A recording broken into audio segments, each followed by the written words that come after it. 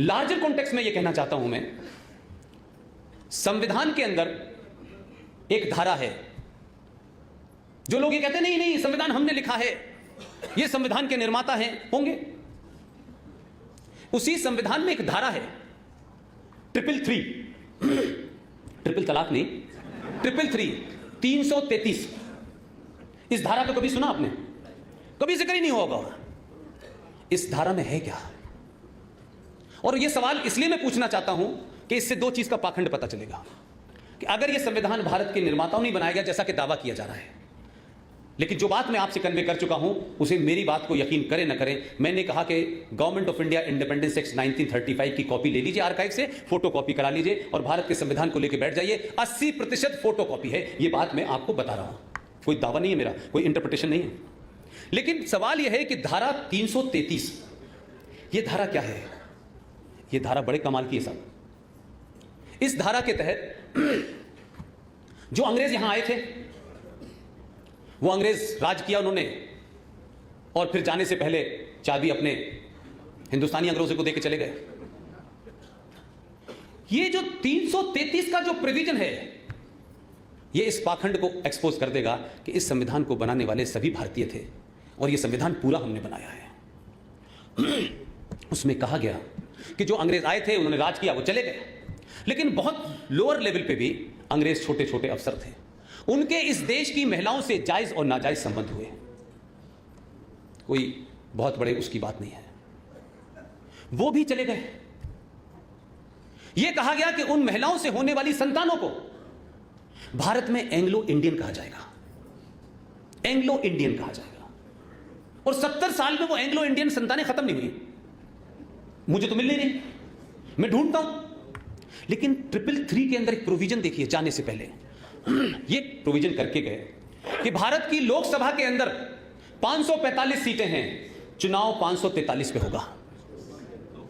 ये तो 2 सीटें हैं, तो जो असली थे वो चले गए, जो नकली थे वो समाप्त हो गए। लेकिन एंग्लो इंडियन कम्युनिटी के 2 लोगों को राष्ट्रपति हर बार लोकसभा में नॉमिनेट करेगा। ये किसके नुमाइंदे हैं? ये दोनों एंग्लो इंडियन किसके लिए जवाबदेह हैं? आप तो अपने एमपी से पूछते हैं ना, हमने वोट दिया है, आप उसका कॉलर पकड़ते हैं। तो लोकसभा में नॉमिनेट होने वाले ये 2 एंग्लो इंडियन के लोग हैं। ये प्रोविजन कब आया और भारत के किस ज्ञानी संविधान को लिखने वाले ने यह कहा कि इसको शामिल कर लो? और चलिए मैंने माना, लेकिन आज तो 2019 हो गई। इस देश में हजारों जातियां ऐसी हैं, और जिस राज्य में की राजधानी में मैं हूं, यहां तो हजारों जनजातियां हैं जिन्होंने या जिनकी कबीलों के लोगों ने, उस जातियों के सरदारों ने कभी पार्लियामेंट देखी नहीं है।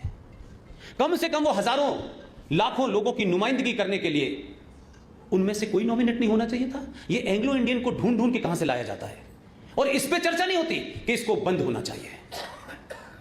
या तो ये प्रोविजन खत्म होना चाहिए, या ये एंग्लो इंडियन की जगह इस देश में उन लोगों को 2 सीटों पे नॉमिनेट करना चाहिए जो भारत में सबसे कम जनसंख्या में है। और उसमें मेरी सजेशन है, सरकार माने या ना माने, मैं तो सजेशन ही दे सकता हूं। भारत के गृह मंत्री ने आर्टिकल 35 और 370 की जब चर्चा हो रही थी, तो जो बात इस देश के लोगों को बताई नहीं गई थी, तो बताने से ज्यादा मैं समझता हूं मेरी और आपकी जिम्मेदारी थी कि हम तमाम चीजें पढ़ते हैं, वो दिन और वो डेट हमने क्यों नहीं याद रखी, इसकी भी चर्चा मैं लगातार लोगों से कर रहा हूं। तो गृह मंत्री तक शायद ये बात पहुंच गई। 22 फरवरी 1994, 1994, 22 फेब, देश में कांग्रेस की सरकार थी, प्रधानमंत्री पीवी नरसिम्हा राव थे। भारत की पार्लियामेंट में ज्वाइंट सेशन में एक प्रस्ताव पारित हुआ। यह प्रस्ताव आरएसएस और बीजेपी का नहीं था कि इनको साहब पाकिस्तान से दुश्मनी थी। उस प्रस्ताव में सिर्फ यह कहा नरसिम्हा राव ने कि भारत और पाकिस्तान के बीच में कश्मीर एक विवाद है। अब नरसिम्हा राव के गुरु थे अटल जी, ये तो पता ही है आपको।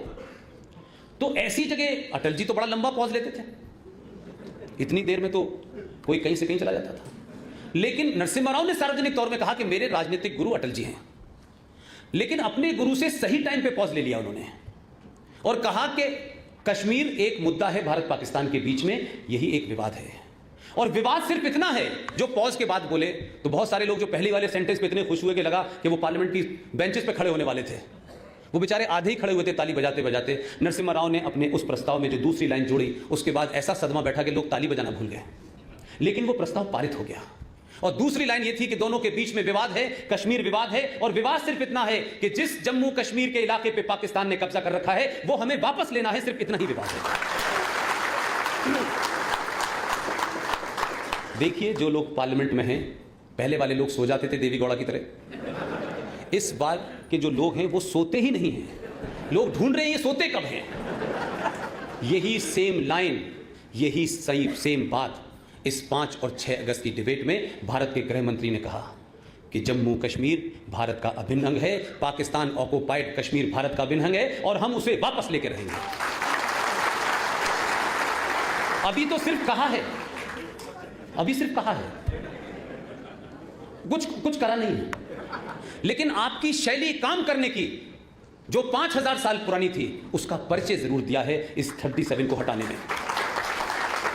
उससे ये मिलता तो है कुछ कि बात कुछ उस तरफ जा रही है। ये ढंडोरा पीट के नहीं होगा कि हम दाऊद इब्राहिम को लाएंगे जैसे सब्जी मंडी में मिल रहा है। लाया वाया कोई नहीं। ये बहुत सारी बातें।